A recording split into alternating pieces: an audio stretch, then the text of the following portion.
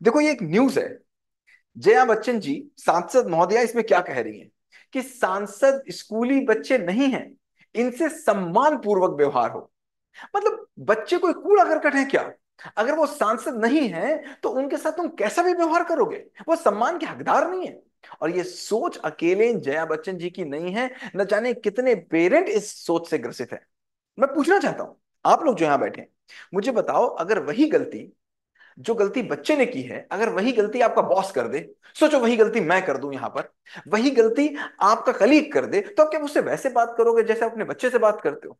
बच्चा है तो आप उससे कैसे भी बात करोगे। और एक बात फिर सोचना, जो चिल्ला के डांट के आप अपने बच्चे के अंदर गुस्सा डाल रहे हो, ये कहां निकलेगा? कहीं तो वो बच्चा इस गुस्से को निकालेगा जो आप उसमें डाल रहे हो। कहां निकालेगा? देखो, तीन जगह निकालेगा बच्चा। तीन काम होंगे अगर आप बच्चे से ज्यादा गुस्सा करोगे और ज्यादा सम्मान करोगे। पहला क्या? तीन डी होंगे, 3D। पहला डी क्या होगा? वो आपसे डिस्टेंस मेंटेन करेगा। ज्यादा असम्मान जिस घर में होगा, उस घर के बच्चे अपने अभिभावकों से डिस्टेंस मेंटेन करेंगे। और डिस्टेंस मेंटेन करेंगे मतलब आपसे दूर जाएंगे तो किसी चीज के तो पास जाएंगे। किसके पास जाएंगे? गर्लफ्रेंड के पास जाएंगे, बॉयफ्रेंड के पास जाएंगे, टीवी के पास जाएंगे, फ्रेंड्स के पास जाएंगे, मोबाइल के पास जाएंगे, वीडियो गेम के पास जाएंगे। ये इनके पास जाना इस बात का प्रमाण है कि घरों में बहुत असम्मान हो रहा है। और हद यहां तक आती है कि बच्चा 13 साल, 12 साल, 14 साल का होते होते वही बात अगर पड़ोसी बोल देगा वो मान लेगा। वही बात अगर उसके फ्रेंड बोल देंगे तो मान लेगा। और वही बात अगर उसके पिताजी माताजी बोलेंगे तो वो नहीं मानेगा। क्यों?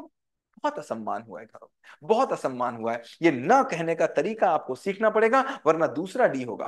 पहला डी इज डिस्टेंस। अगर डिस्टेंस नहीं मेंटेन करेगा, देन वो डिस्प्यूट करेगा, वो लड़ेगा, झगड़ेगा, बैक आंसरिंग करेगा, डिसरिस्पेक्ट करेगा। ये इस बात का साइन है कि जो गुस्सा आपने उसके अंदर डाला है वो निकल रहा है। कहीं तो निकलेगा, जो डालेंगे वो निकलेगा। अगर अलमीरा के अंदर आप 1 किलो आलू रखोगे तो जब अलमीरा खोलोगे तो निकलेगा तो है ही आलू। क्यों नहीं निकलेगा? तो गुस्सा भी तो निकलेगा। ये होगा सेकंड, डिस्प्यूट। और जो डिस्प्यूट भी नहीं करेगा बच्चा, ना डिस्टेंस मेंटेन कर सकता है, ना डिस्प्यूट कर सकता है, तो वो तीसरा काम करेगा क्या? वो डिप्रेशन में जाएगा। वो अकेला अकेला रहेगा, वो लो कॉन्फिडेंस में रहेगा, उसके अंदर सुइसाइडल अटेम्प्ट आएंगे, वो अकेला अकेला रहना शुरू कर देगा। और वो इंट्रोवर्ट हो जाएगा, किसी के सामने अपनी बात नहीं करेगा, लेक्स एक्सप्रेसिव हो जाएगा।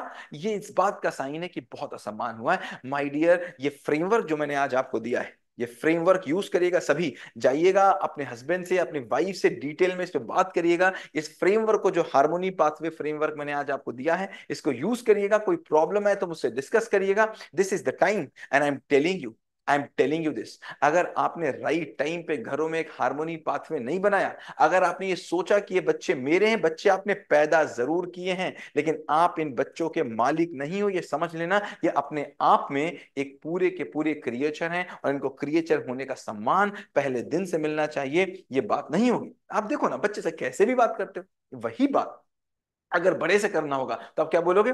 आपका नाम क्या है सर? आप कहाँ रहते हैं सर? और बच्चा होगा, ए नाम क्या है तुम्हारा? कहाँ रहते हो तुम? मतलब कुछ भी बात करोगे। क्या है ये? समझ में आ रही बात? जितनी जल्दी, और आपके बच्चे तो अभी छोटे हैं, दे आर यंगस्टर्स, राइट? ये छोटे पे ये जो मन के अंदर इमेज बन जाएगी वो हमेशा के लिए बनेगी। यहीं से पॉजिटिव इमेज को क्रिएट करना है। और अगर बच्चे बड़े हो चुके हैं तो उस नेगेटिव इमेज को हटा करके एक पॉजिटिव इमेज को लेके आना है। ये हार्मोनी फ्रेमवर्क पाथवे जो है आपका, हार्मोनी पाथवे फ्रेमवर्क है, ये मदद करेगा आपकी। Use it. कहीं प्रॉब्लम आए तो प्लीज आस्क मी। समझ में आ रही बात?